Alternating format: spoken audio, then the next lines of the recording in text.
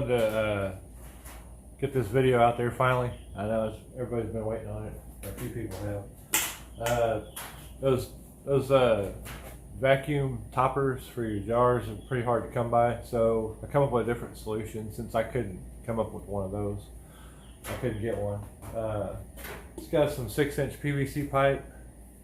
Glue your cap on there, and you cut it off for your jars, whatever, so your jar will fit down inside there, and that's sealed up pretty good. Then what I do, I take a little piece of the pipe and jam it down into the cap. I don't know if y'all see that, where I got it jammed down in there, so that way it doesn't sit all the way on there. And I put some RTV silicone sealer around the rim right there. I just glued in a piece of plastic fitting that has a thread so I could adapt it over to my vacuum pump. This is just a 1/4-inch threaded piece for like water line on a refrigerator. It just so happens to fit my vacuum hoses on my vacuum pump perfect. Whatever y'all got, if y'all got one of those brake bleeders, y'all could just put like a barbed fitting on here, and I use RTV silicone to seal that on top too. I glued it in there because it was plastic. I don't know if you can see that, where I glued it with the plastic to the plastic there, but it didn't really seal great, and so I went ahead and put RTV around here just to be sure. So it's got silicone sealed up there. Anyway, so here's what I'm gonna show you. Take your jar, fill it up how you're supposed to. Leave your head space in there, and you want to leave it loose. You don't want it tight. Just a couple of, so it's still loose. Okay. And since that ring's in there, it's not gonna let the seat all the way down. It'll just go to a certain point and it'll stop, which is what you want. That way you can take it back apart later. And just hook up your vacuum pump, or if you got one of the brake bleeder pumps or whatever it is, and cut it. And it's a lot of air in there, so it does take it a good couple minutes to get all the air out. But this does work, so you can vacuum seal your stuff with it this way. I mean, that's what the name of the game is, getting it done however you can, right?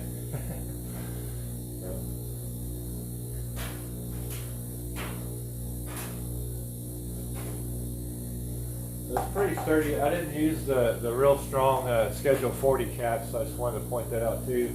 They're very expensive, so I went and got these. These are just like what they call sewer caps. They're not really made for like high pressure, but putting a vacuum on it, they're strong, so it's not an issue. They have a little bit of a dome top to them, so they're still pretty strong for this particular application.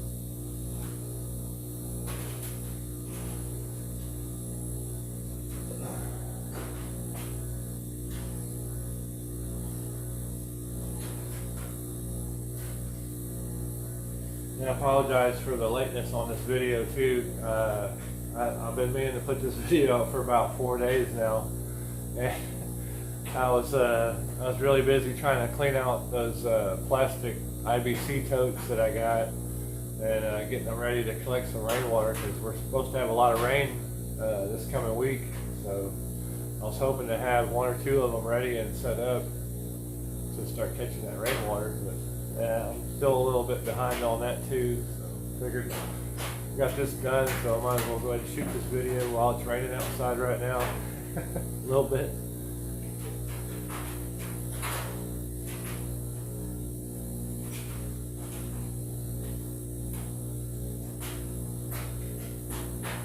That's probably good enough for an example. I'll go ahead and cut it off just to show you.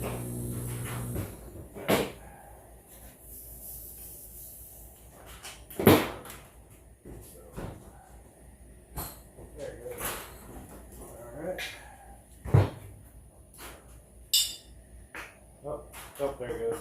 Yeah, see, it just went down. Now it's staying down. Oh, no, pop back there.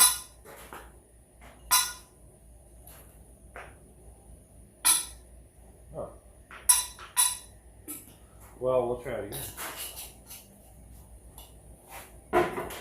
Now hold on a minute. I'll run it again.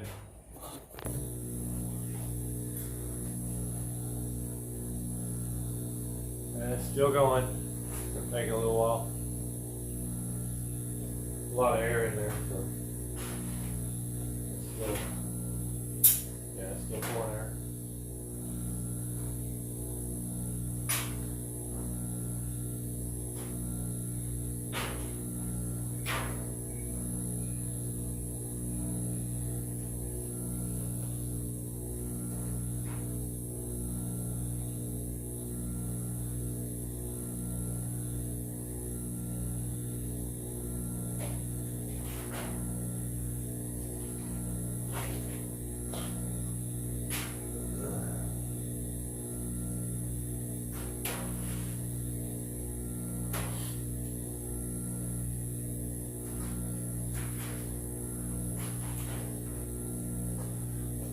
I got another project coming up pretty soon. After I get these totes all squared away and cleaned up. I'll show you all right quick. Right over there.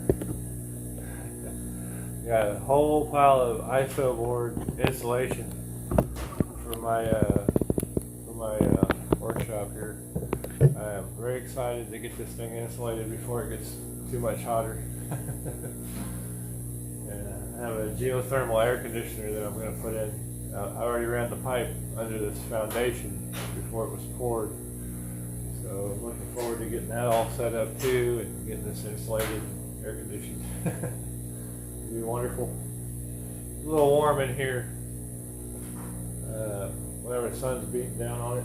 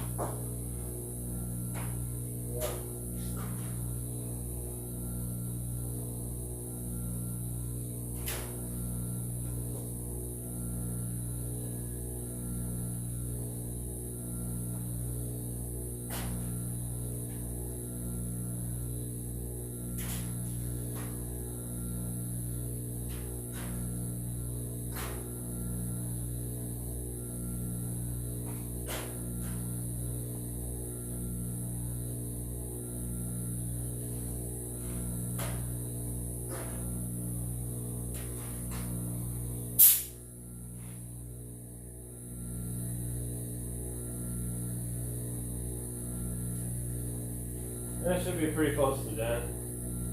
Let's take a look and see.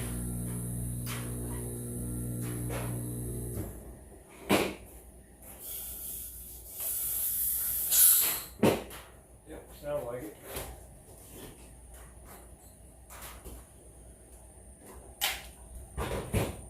Oh yeah. There we go. It's vacuum sealed now. See if I can get it open. There we go. Yep. All right. There we go. Anyway, just want to show y'all.